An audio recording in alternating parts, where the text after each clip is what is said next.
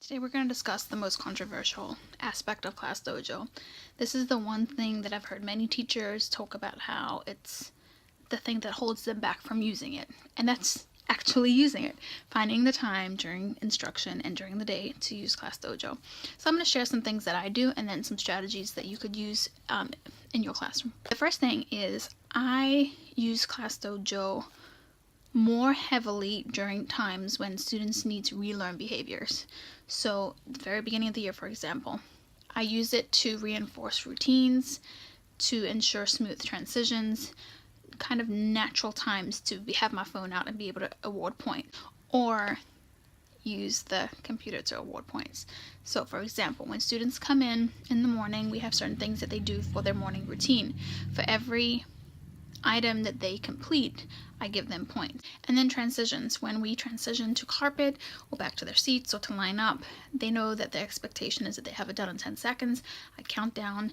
Anyone who is there gets a point real quick. Anyone who is still on their way, they lose a point. So those are natural times during the day when it's easy to award points, and it definitely has helped my transitions and my procedures go more smoothly. I also love to give points during guided reading when I'm in the middle of a group and students are not at the table and they're supposed to be working independently. So during group, I definitely have an iPad or my phone open on Dojo on my desk, so that as I'm talking to the group, if I notice a student is off task, I'll immediately take a point away. They don't even know that it's them unless I have a conversation with them later, but they hear the sound and they know if they were doing the wrong thing, that the chances are they just lost a point. Very quickly, students correct themselves. Of course, first I would give a couple points, or give to everybody except that student a point so that they can correct their behavior before they lose a point. And then during instruction, which is the most challenging time to give points because you're giving instruction, so having your phone out or being at your computer to give points can be very, very challenging. So what I suggest doing is, well, first of all, there really shouldn't be too much point giving during instruction because the student should be focused on you. I award points or take points for students who are off task during whole group instruction, or if and I give points for tracking. So the way that I do that doesn't take away from my instruction, because I move at a pretty fast pace and I'm not willing to stop and award points and then continue. There's a couple of different things that I do. The easiest way to do this is using a dry erase marker and marking on students' desks while I'm instructing. That way I can give and take points later on. Another thing that I do is once I've established a class culture and community, I might assign a certain student to be the iPad keeper, and I tell that student when to give or take points to certain students. It's very seamless, but it takes practice and you need to know your students well enough. This is not going to work for everybody. I definitely know which students to pick. I also know which students not to award or take points in that way. So if you know that that's going to cause conflict within your classroom, don't do it. The other thing is, I would never give a student the job of giving and taking points and making that decision themselves. It's always my decision. I just have a student actually completing the task.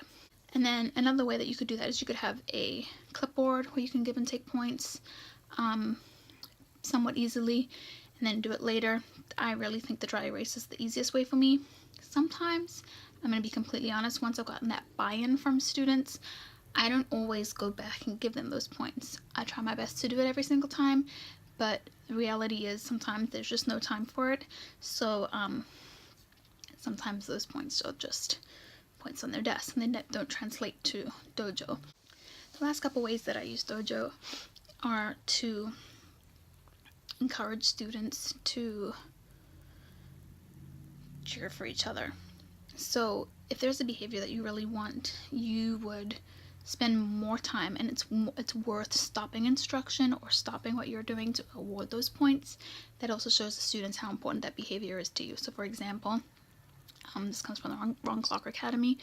when I am trying to teach students to be encouraging of one another and to celebrate each other, I would award points for encouragement. So if a student claps for another student or says good job or whatever the case may be, whatever I'm looking for, I will stop and give them points, because to me it's worth it, and it's definitely worth it in the long run. So you just have to kind of make that professional judgment on your own. And another way that I give points is for turning in papers. It's responsibility. If students do their homework while I'm walking around and checking, I just give them points as we go. If your school is not school-wide with Dojo, then, and you're not able to use your phone or an iPad to give points, you could do all of these things with the desktop too. You could do the checklist, you could do the dry erase marker, and give on your desktop later in the day. As always, if you have any other questions, please let me know. I know that this is a really hot topic for teachers, so if I didn't cover something that you still have a question about, or if there is